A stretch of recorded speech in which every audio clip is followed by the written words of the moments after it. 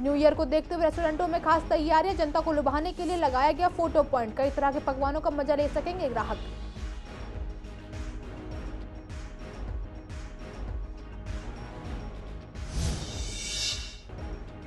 Delivery boy को mobile snatching के आरोप में किया गया गिरफ्तार। आरोपियों ने पैदल जा रहे युवक का छीना था मोबाइल, दोस्त के साथ मिलकर दिया था लूट को अंजाम।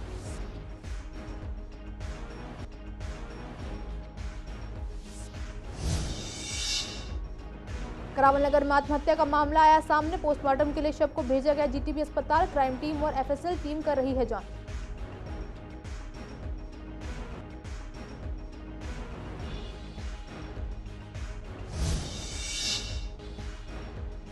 लगातार देश में बढ़ते जा रहे हैं कोरोना के केस, लोगों को फिर लगाना पड़ रहा है मास्क। सकारात्मकता दर लगभग 1%।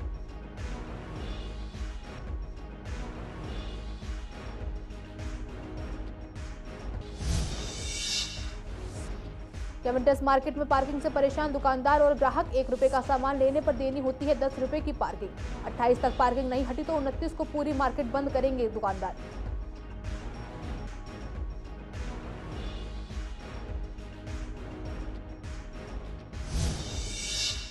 नमस्कार, आप देख रहे हैं सीसीएन लाइव। मैं हूं आपके साथ काजल चौधरी। स्वागत है आपका हमारे खास कार्यक्रम पूर्वी दिल्ली खास में। कुछ खास खबरों के साथ करते हैं बुलेटिन की शुरुआत।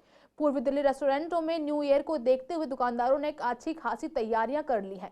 लोगों की पसंद को देखते हुए रेस्टोरेंट मालिकों ने कई तरह के बर्गर, सर्दी के मौसम को देखते हुए स्पेशल कुल्हड़ की चाय जैसी तमाम चीजों की व्यवस्था की है। जनता को लुभाने के लिए दुकानदार फोटो पॉइंट्स भी तैयार किए गए हैं। दुकानदारों ने कोरोना के मामलों को देखते हुए कहा कि सभी स्टाफ को मास्क, सैनिटाइजर आदि दिया जाएगा। न्यू ईयर के लिए हमने फ़ोटो फ्रेम बना रखे हैं। न्यू ईयर के लिए पूरी व्यवस्था है, तैयारी है, सारे लड़के एक्टिव हैं। कोविड के लिए सारे लड़के ग्लव्स पहन के रहते हैं, कुक वगैरह होशियारी से रहते हैं, और सैनिटाइज़र है गेस्ट के लिए, हैंड सैनिटाइज़र। तो बेसिकली हमारा टेस्ट ही है, और जो टेस्ट की वजह से लोग आ रहे हैं जो, और मार्केट में जो कस्टमर आ रहा है बर्गर खाने के लिए, तो हमारे पास आके ही जो खाना पसंद करता है जो। तो जो customer satisfaction is the most priority जो, और उसके बाद आके जो वो अपना टेस्ट ट्राई करें। ओपन स्पेस है, ओपन डाइनिंग है यहाँ पे जो हमारे पास, तो आके जो अपना जो बेस्ट बर्गर और मतलब हर एक चीज़ मिलती है यहाँ पे जो आपको खाने पीने में। तो जो बर्गर जो भी खाना चाहें वो आके खाएं यहाँ पे मार्केट में जो। सारे यूथ कपल्स और आसपास के जितने भी मतलब नेबर्स हैं, यहाँ के रेजिडेंट्स हैं, उनके लिए थोड़ा हम अपना एंटायरली फुल मेन्यू में हमारे एडिशंस हैं जितने हैं। और जिससे जैसे कि हम देख पा रहे हैं कि न्यू ईयर में अपना नई चीज़ें जैसे अपना लॉन्च करते हैं, तो लाइक ठंड को देखते हुए कुल्हड़ चाय, अपना सूप वगैरह, ये सब चीज़ें हमने इसमें ऐड करा है। पूर्वी दिल्ली की न्यू अशोकनगर थाना पुलिस की टीम ने कोरियर कंपनी के एक डिलीवरी बॉय को मोबाइल स्नैचिंग के आरोप में गिरफ्तार किया है। गिरफ्तार आरोपी के पास से वारदात में इस्तेमाल मोटरसाइकिल बरामद हुई है। पूर्वी दिल्ली की डीसीपी अमृता गुगलोत ने बताया कि 21 दिसंबर को मोटरसाइकिल सवार बदमाशों ने पैदल जा रहे गुलशन कुमार नामक एक युवक का मोबाइल छीन लिया था। गुलशन कुमार की शिकायत पर मुकदमा दर्ज कर जांच शुरू की गई। सीसीटीवी फुटेज के आधार पर बाइक की पहचान हो गई और पुलिस ने बाइक के नंबर के आधार पर आरोपी प्रशांत को गिरफ्तार कर लिया। लगातार पूछताछ के दौरान उसने खुलासा किया कि वह मधु विहार दिल्ली में ई कॉम में डिलीवरी बॉय के रूप में काम करता था। 21 दिसंबर को उसने और उसके दोस्त आकाश ने त्रिलोकपुरी में मोबाइल फोन छीन लिया और मोबाइल फोन आकाश के पास था। आकाश की तलाश की गई लेकिन वह घर पर नहीं मिला। पूछताछ में पता चला कि वह दिल्ली से बाहर है।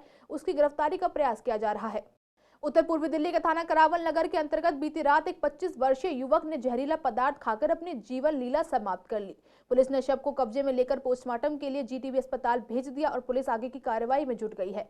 उत्तर पूर्वी दिल्ली के डीसीपी डॉक्टर जॉय एंटिर्की के अनुसार पुलिस को कॉल मिली थी कि दोस्त अजीम के मुताबिक रहीम, जावेद और कुछ अन्य लोग आज सुबह उनसे मिलने आए। जाहिर तौर पर उन्होंने रियाजुल को कुछ पैसे उधार दिए थे और चाहते थे कि वह उन्हें वापस कर दे। अजीम ने उन्हें इसके बारे में बात करते हुए सुना था। सभी ने एक साथ लंच किया। उन्होंने उसे बताया कि रियाजुल ने कोई जहरीला चीज खा लिया है। वे रियाजुल को पहले स्कूटी पर ले गए। उसे जयप्रवेश चंद अस्पताल ले जाया गया जहां डॉक्टरों ने उसे मृत घोषित कर दिया। क्राइम टीम और एफएसएल टीम ने घटनास्थल का दौरा किया। शव को पोस्टमार्टम के लिए जीटीबी अस्पताल भेज दिया गया है। घटनाओं के सटीक क्रम का पता लगाया जा रहा है। रियाजुल को अस्पताल ले जाने के बाद जब डॉक्टर ने उसे मृत घोषित कर दिया तो रहीम, जावेद और अन्य लोग फरार हो गए। उनका पता लगाने और उनसे पूछताछ करने की कोशिश की जा रही है। मेरे भाई ने कॉल करी रियाजुल भाई ने रहीम भाई को कि माल बहुत महंगा है, मुझे बहुत तगड़ा लॉस हो जाएगा इसमें, जो मैं नहीं चुका पाऊंगा।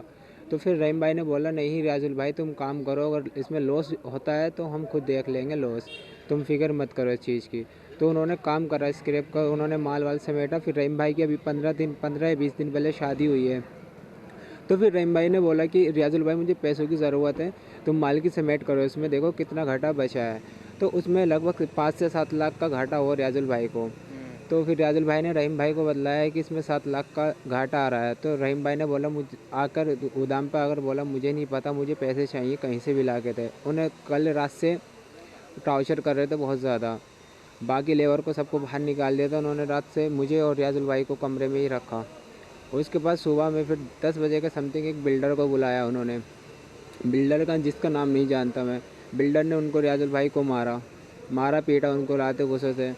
तो उसके बाद सर फिर शाम 4 बजे के समथिंग मुझे छत पर ले गए, जावेद नाम का लड़का छत पर ले गया किसी बहाने से कि अजीम यहाँ को ये वाला माल कट्टों में भर दो। जैसे सर मैं छत पर गया, 5 मिनट हुए तो मुझे गए हुए, तो मुझे नीचे चीखने की आवाज़ आई रियाजुल भाई की। जैसे मैं जीने तक आया सर, तो मैंने देखा कि रहीम ने जो है रियाजुल भाई का गला पकड़ रखा था, और जो शहजाद नाम का लड़का था उनको साइनेट दे रहा था। नहीं, खाने में कुछ नहीं मिला है सर, उन्होंने साइनेट दिया था। मैंने खुद देखा। पुलिस क्या कार्रवाई कर रही है? अभी तो सर पुलिस कार्रवाई कर रही है। अभी एक जन को उन्होंने पकड़ा है, पर कोई अभी तक हमें इतनी ज़्यादा हेल्प नहीं मिली है। मुझे सूचना मिली, पहले इनके 5 जने थे काम करने वाले इनके साथ जी। इन्होंने मुझे फ़ोन करा, एक ने जी। बोला भैया 5 मिनट के मेरे इनके गोदाम में आ जाओ। अच्छा। याजुर गया, मैं गया इनके गोदाम में। जी। मुझसे बोले हमने 33 लाख का माल दे रखा है, इसे 33 लाख का माल दे रखा है, तो यहाँ में 11 लाख का रोज दिखा दिया। जी। मैं तुम 33 लाख का माल दे रखा है, आपने ये बताओ तुम्हें ये पता है ये लोना काम करेंगे? कभी दिल्ली आया माल लेने? तुमने तो माल तुम्हें दे दिया, कौन से बुट पे तुमने काम ले गया इस बच्चे को? तुम्हें पता है ये लोना काम करता है? ये तो मजदूरी करता था बेचारा। तुमने तो फंसा के तुम यहाँ पर लिया है, ये बताओ तुम्हें लोना मिला कैसे? ये किससे सारे तुम यहाँ पर लाए हो काम कराने से? मैंने ये पूछा, मुझसे बोला ये वो तो हम बाद में बताएंगे, पहले ये 11 लाख रुपये निकलना है इसके ऊपर। मैं 11 लाख रुपये निकलना है तो भैया यही देगा? फिर बोला भाई इतनी ये बताया, इतनी बचत हो रही। मैंने अच्छा तुम मुझे हिसाब बताओ इसका। हिसाब बताया, हिसाब बनाने के बाद जोड़ जाके तो रुपये निकाले ना 7 लाख रुपये। 7 लाख में 1 लाख का माल तो इनके पास में पड़ा था सब, जो उसमें निकलता, बाकी 2 लाख का इनके उसमें पड़ा था। तो इनको जो एक्सपायर हुए उनको जहर दिया गया है? जी साहब, इन्हें जेल दिया है। पुलिस क्या कार्रवाई कर रही है अभी? जी, पुलिस क्या कार्रवाई कर रही है अभी? पुलिस तो अभी कोई काम है, अभी तो लिखत पढ़त हो गई है, अभी पोस्टमार्टम में ले जाए घर को लेके जा रही बॉडी से। कोरोना के केस लगातार देश में बढ़ते जा रहे हैं और दिल्ली में भी कोरोना के मामले आने शुरू हो गए हैं। कोरोना के मामलों को लेकर हमने पूर्वी दिल्ली के डॉक्टर से बात की तो उनका कहना था कि हर साल अब लगभग जैसे जैसे सर्दी आती है कोरोना के केस बढ़ते हैं और मार्च के एंड तक पीक पे जाते हैं। दिल्ली की स्थिति में बारे में बात करते हुए उन्होंने कहा कि हर दिन 400 परीक्षण किए जा रहे हैं और सकारात्मकता दर लगभग 1% है। डॉक्टर का कहना है कि मास्क लगाना शुरू करना चाहिए।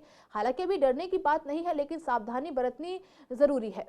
देखिए, कोविड की लहर जो है वो डेफिनेटली जो आई है, जैसे कि वायरल इन्फेक्शन जो है एक सीज़न में आते हैं, इसी तरह से जो है वो कोविड का भी जो है सीज़न ये नवंबर दिसंबर का है, जिसमें पीक जो है वो मार्च अप्रैल तक जाता है।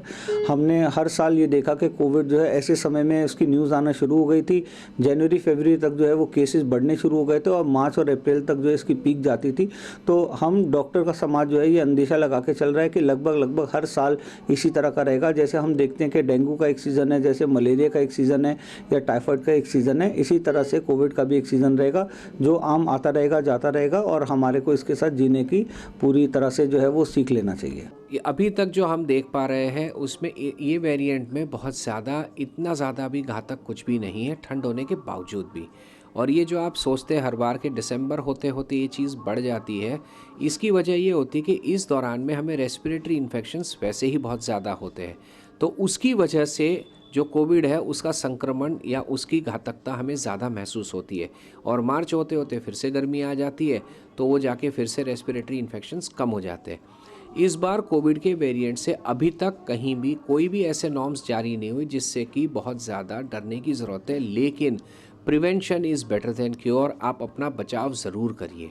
एमसीडी के अचानक से पार्किंग आ जाने के कारण पूर्वी दिल्ली के सूरजमल विहार स्थित कैवेंटर्स मार्केट के दुकानदारों में नाराजगी देखी गई है। दुकानदारों का कहना है कि 1 रुपए की फोटोकॉपी करने के लिए 10 रुपए और 20 रुपए पार्किंग जनता क्यों देगी।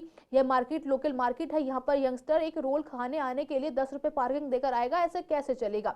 दुकानदारों और मार्केट के प्रधान से बात की तो उन्होंने बताया कि यह पार्किंग फुटपाथ पर अलॉट की गई है, लेकिन यह गुंडागर्दी के चलते अवैध रूप से सड़कों पर गाड़ियां लगवा रहे हैं, जिससे ट्रैफिक जाम होता है। आपको बता दें कि इसके लिए हमने काउंसलर, विधायक और एमसीडी के तमाम बड़े अधिकारियों से बात की है। उन्होंने 3 दिन का समय दिया है। अगर 28 तारीख तक यह पार्किंग नहीं हटी तो 29 तारीख को पूरी मार्केट बंद कर आंदोलन करेंगे। देखिए, ये सबसे छोटी मार्केट है, इसे बोलते हैं LSC market, local shopping centre. MCD के अधिकारियों ने अपने सिविल सेंटर में बैठकर, एसी रूम में बैठकर यहाँ पे नाजायज गुंडागर्दी के रूप में यहाँ पे पार्किंग यहाँ पे अलॉट करी। हम पिछले 3 दिनों से हम एमसीडी के बड़े बड़े अधिकारियों के पास गए, अपनी उनको परेशानी बताई कि यहाँ पे कोई 1 रुपये की फ़ोटो स्टेट करवाने आएगा, क्या वो 20 रुपये पार्किंग देगा। और रोड के ऊपर, फुटपाथ पे नहीं, उन्होंने पूरे इस रोड को घेर लिया। एमसीडी ने गुंडागर्दी चरम सीमा पे पहुंची हुई है। क्या रूल्स है, क्या टर्म्स हैं, आपने कहाँ लगानी है, कहाँ नहीं लगानी। अरे LSC मार्केट है भाई, ये मोहल्ले की मार्केट है, ये मोहल्ले की मार्केट है। और फुटपाथ पे पार्किंग होती नहीं है, सर्विस लेने पार्किंग लगा दी उन्होंने। इससे हमारी तो पान साफ ही है। अब ये लगाओ, कोई पान भी अगर 10 रुपए खाने आएगा तो 20 रुपए कहाँ से पार्किंग देगा। वो लोकल शॉपिंग सेंटर है, ये मोहल्ले की मार्केट है। गिनी चुनी ज़्यादातर यहाँ किराएदारी हैं।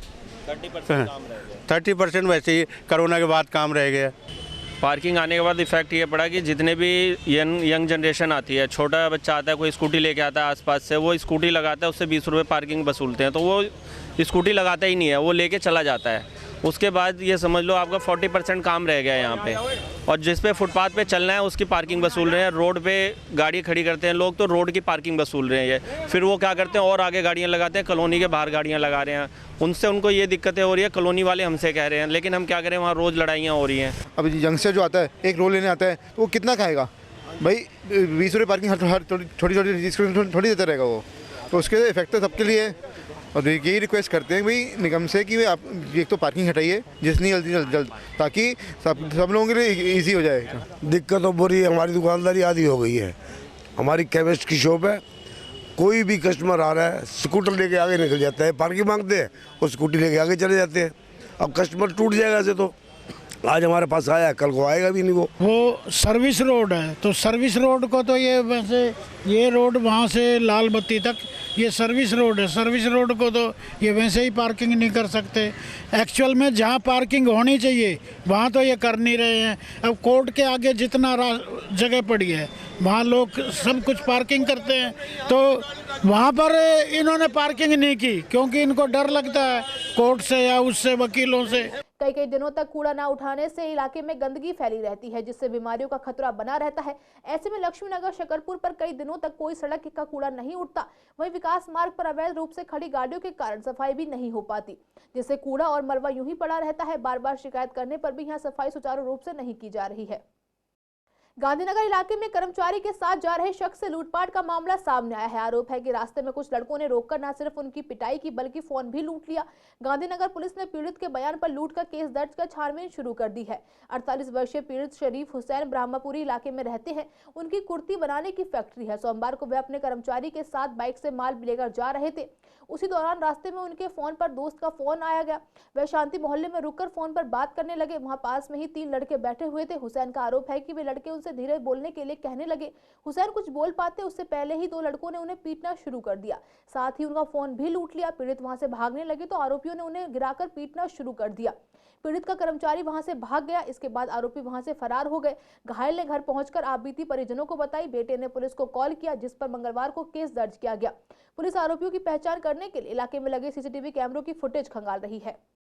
उत्तर पूर्वी दिल्ली के सबौली इलाके में एक युवती की सुसाइड का मामला सामने आया है, जहां पर परिवार वालों ने ससुराल पक्ष पर आरोप लगाया है कि वह उनकी बेटी को दारू पीकर और सट्टा खेलने के चक्कर में मारते पीटते थे, जिसको लेकर पहले भी कई बार शिकायत दी गई थी। परिवार ने बताया कि पहले भी मारपीट होती थी और थाने में मामला कॉम्प्रोमाइज हो जाता था। परिजनों ने बताया जब उनके पास मृतक के बेटे का फोन आया तो उसने बताया कि मम्मी बेहोश है। जब उनको अस्पताल ले जाया गया तो डॉक्टरों ने उसे मृत घोषित कर दिया। फिलहाल इस पूरे मामले में पुलिस ने मामला दर्ज कर लिया और आगे की जाँच शुरू कर दी है। हमें जी ये पता नहीं कैसे एक्सपायर हुई है कैसे नहीं हुई है। हमारे पास तो कॉल आई थी, छोटा सा बच्चा है हमारा भांजा, उसकी कॉल आई थी परिवार के पास में। परिवार का मेरे पास फ़ोन आया तो हम अपनी मम्मी को लेके गए, बेबे लगती है हमारी, तो हम उसको लेकर सिलमपुर पहुँचे। सिलमपुर पहुँचने के बाद में हम ऊपर घर पर चढ़े, बच्चे नीचे बैठे हुए थे, दोनों के दोनों जो थे। 3 बच्चे हैं इनके, एक बड़ी वाली जो लड़की है वो हमारे पास ही रहती है। 2 बच्चे जो थे वो नीचे बैठे हुए थे, दुकान है नीचे किराए पे दे रखी है। तो हम जब ऊपर चढ़े तो हमने जाके देखा कि हमारी बहन वहाँ बेहोश पड़ी हुई थी, बेड पे अकड़ी हुई थी। हमने हाथ पकड़ा, उसका हाथ पूरा ठंडा पड़ा था, बर्फ़ जैसा चिल्ड, और हमारी बेबे ने उसको हाथ हिलाया तो पूरी अकड़ी हुई थी। बेबे ने रोने लगी, बेबे ने शोर वोर मचाया। जब जाके जी वहाँ भीड़ इकट्ठी हुई, वहाँ किसी को भी नहीं पता नहीं था क्या बात हुई क्या नहीं हुई। बाहर निकलने के बाद में मैंने सीधी 100 नंबर कॉल करी है। उसके बाद में जी पुलिस वगैरह आए हुए हैं। वो जी हमने देखा नहीं, ना हमने चेक करा, इसलिए नहीं करा कि क्योंकि पुलिस वाले बाद में आते हैं, उन्होंने भी आते के साथ ये पूछा कि आपने ज़्यादा बॉडी को छुआ हुआ तो नहीं है, कोई ज़्यादा वो चीज़ तो नहीं करी। हमने जो हाथ पकड़ के देखा अकड़ी हुई थी, और हमने हाथ पकड़ के देखा तो बिल्कुल ठंडी पड़ी थी। पुलिस क्या कार्रवाई कर रही है? पुलिस जी अभी तो कोई कार्रवाई नहीं कर रही है वहाँ पे, बस ये कह रहे हैं क्या नाम है हम पकड़ लेंगे। और वहाँ से निकल के आए हैं तो हमसे जो थोड़े बहुत बयान लिए थे, ये पूछा था क्या नाम है भाई कौन कौन गया था, आप क्या लगते हो, कैसे कैसे पूछे, वहाँ क्या बात हुई थी। उनका पति उनको बहुत मारता था, बॉबी को। पति का नाम था प्रदीप और उनकी वाइफ का नाम था बॉबी। वो उन्हें बहुत मारता पीटता था। कुछ 2.5 साल पहले उनके दांत भी तोड़ दिए थे, पूरा मुंह तोड़ दिया था लठ मार के। उसके बाद हमने उनका ऑपरेशन कराया था, हमने वो ठीक कराई थी। वो लड़की हमारे घर पे रहती थी ज़्यादातर, ससुराल में बहुत कम रहती थी। जब भी जाती थी फिर वो उसको मारता था, पीटता था, जुआ भी खेलता था, दारू भी पीता था। शादी कितने साल? शादी को उनकी 12 साल, 5-6 बार हो गया। रीज़न क्या होता था? रीजन कुछ नहीं होता था, सिर्फ आपस में लड़ाई बजती थी उनकी दोनों की। वो उसको ज़्यादा परेशान करता था हर चीज़ के लिए। 3-4 बार दे चुके हैं, पहले भी कंप्लेंट नहीं, उस टाइम भी कुछ नहीं होता, अभी भी दी थी उन्होंने। तो अगर कार्रवाई होती तो शायद वो जिंदा होती है। हाँ, अगर पुलिस वाले कार्रवाई करते तो वो जिंदा होती, आज वो मरती नहीं। 2-4 दिन पहले भी उस लड़की ने कंप्लेंट करी थी, थाने में बैठी थी, थाने वालों ने वो शाम तक बैठा के रखी थी, तब भी थाने वालों ने उसके साथ कुछ नहीं करा था उसके लिए, बेचारे के लिए। दिल्ली के लोगों को प्रदूषण से राहत नहीं मिल पा रही है। सरकार कितने भी दावे और वादे करे कि प्रदूषण पर सख्ती से काम किया जा रहा है, लेकिन हकीकत बढ़ता प्रदूषण बता रहा है कि दिल्ली में सांस लेना भी कितना मुश्किल होता जा रहा है। पूर्वी दिल्ली की जनता से जब हमने बात की तो उन्होंने बताया कि हर व्यक्ति अलग अलग तरह से प्रदूषण की समस्या से जूझ रहा है। लोगों का कहना है कि प्रदूषण के कारण बच्चों और बुजुर्गों को सबसे ज्यादा दिक्कतें हो रही हैं। बच्चों को स्कूल में मजबूरी में भेजना पड़ रहा है। बच्चों को खांसी जुकाम इस प्रदूषण के कारण हो रहा है। वहीं बुजुर्ग सुबह सैर करने नहीं जा पा रहे हैं क्योंकि सुबह के समय सांस नहीं ले पा रहे। लोग मानते हैं कि सरकार सख्ती से नियमों का पालन करवाए और जनता भी जागरूक हो, तभी इस बढ़ते प्रदूषण से राहत मिल पाएगी। यहाँ पे बहुत परेशानी होने लग रही है, जैसे सब लोगों की तबीयत भी ख़राब होने लग रही है बहुत ज़्यादा। ये पोल्यूशन इतनी हो रही है कि बीमारियाँ इतनी होने लग रही है, बहुत ज़्यादा परेशानी होने लग रही है। बाहर मतलब सांस नहीं लिया जा रहा हमसे बिल्कुल भी। इस टाइम दिल्ली वालों को बहुत परेशानी का सामना करना पड़ रहा है, क्योंकि सबसे बड़ी बात है कि बच्चों के पेपर चल रहे हैं और बच्चों को फीवर हो रहा है, खांसी है, जुकाम है। और क्योंकि पोल्यूशन की वजह से पहले दिवाली पे छुट्टियां हो गई थी और जो आगे सरकार ने छुट्टियां कैंसिल कर दी हैं और बच्चों को पेपर देने पड़ रहे हैं, तो इसकी वजह से बहुत ज़्यादा दिक्कत हो रही है। और क्योंकि हम छुट्टी भी नहीं करवा सकते क्योंकि पेपर हैं बच्चों के और ये सेकेंड टर्म है बच्चों के, तो इसलिए बहुत ज़्यादा प्रॉब्लम है। बुज़ुर्गों को है वो बाहर नहीं निकल सकते, पार्क नहीं जा सकते कि भाई फ्रेश एयर लें। लोग चाहते हैं पार्क की भाई सैर करें, मगर पार्क भी क्या जाएं तो वहाँ पे पहले ऑलरेडी इतना पोल्यूशन है। तो हमारी सरकार को इसके ऊपर कुछ काम करना चाहिए कि जिससे जो है पोल्यूशन पहले ही कम हो जाए। तो ये जो पराली का भी होता है धुआं वगैरह, इनको पहले ही कंट्रोल करना चाहिए, 2-4 महीने पहले। हाँ, लोगों को और भी दिक्कत आएंगी। अब जैसे ठंड है, कोहरा पड़ेगा, पोल्यूशन भी होगा, तो लोग अब बाहर कैसे निकलेंगे? जो काम वाले हैं, ऑफिस वाले बंदे, उनको बहुत ज़्यादा दिक्कत है। तो इसमें बहुत ज़्यादा प्रॉब्लम है। बाहर निकलने में गले में खराब सी रहती है हमेशा, एकदम या तो गला नाक में तभी टहलने जाओ तो पानी निकलता है, तो आँखों तो भी पानी आ रहा है। और नाले वगैरह पे पन्नियाँ जलाई जा रही हैं खूब तरीके से। आप भीकम सिंह कॉलोनी में 3 नंबर गली के पास ऊपर जो नाला बना हुआ है वहाँ पर खूब पन्नियाँ जला रहे हैं। मैडम पॉल्यूशन को लेकर के जो है सबसे बड़ी बेसिकली प्रॉब्लम है सांस लेने की। ये पॉल्यूशन और बेसिकली जिनको आप ये कहें कि अस्थमा वगैरह की जिसको प्रॉब्लम है उनको तो बहुत ही ज़्यादा दिल्ली में जो है घुटन हो गई है। मैं लाइफ को जीना ना दिल्ली बेसिकली हम ये कह सकते हैं कि रहने लायक नहीं बची है अगर इतना ही पॉल्यूशन लगा। मैडम बुजुर्ग और बच्चे तो सांस ले सकते, घर से बाहर ही नहीं निकल सकते, ये हालात है। बच्चों को स्कूल भेजते हुए डर लगता है। मैम एक तो सबसे बेसिकली क्या है कि इसके लिए ट्रैफिक कंट्रोल होना बहुत ज़रूरी है। जब तक ट्रैफिक कंट्रोल नहीं होगा ना तब तक नहीं होगा, क्योंकि गवर्नमेंट को जो एक लिमिट कर देनी चाहिए कि एक घर में इतने ही व्हीकल होंगे। पूर्वी दिल्ली के कई गुरुद्वारे में वीर साहिबजादों के बलिदान को याद करते हुए कई कार्यक्रम किए गए। श्रद्धालु साहिबजादों के इस बलिदान को शहीदी सप्ताह के रूप में मना रहे हैं। गुरुद्वारा सिंह सभा में कैंप का आयोजन किया गया जिसमें न्यूरोथेरेपी द्वारा लोगों को इलाज दिया गया। कार्यकर्ताओं ने बताया कि वह इस कैंप में लोगों को मालिश के माध्यम से उनकी बीमारियों का इलाज कर रहे हैं और लोगों को इस कैंप से फायदा भी हुआ। आज गुरुद्वारा साहब में हमारे दूध के लंगर का बर्ताव किया गया था। उसके साथ साथ आज हमारे ही गुरुद्वारे के लंगर हॉल में निशांत सिंह जी ने कैंप लगाया जो कि आरोग्य केंद्र की तरफ से लगाया गया था। इसमें काफ़ी बीमारियों के लिए बिल्कुल बिना ऑपरेशन के जांच किया जाता है। भी आराम है, मेरे को काफ़ी रिलीफ है। चल फिर ले रही हैं? हाँ। कोई सर में दर्द, स्ट्रेस? अभी हल्कापन लग रहा है मेरे को, माइंड से भी हल्का लग रहा है। आज के लिए इस बुलेटिन में बस इतना ही। हर रोज ऐसी नई खबरें देखने के लिए देखते रहिए CCL लाइव। नमस्कार।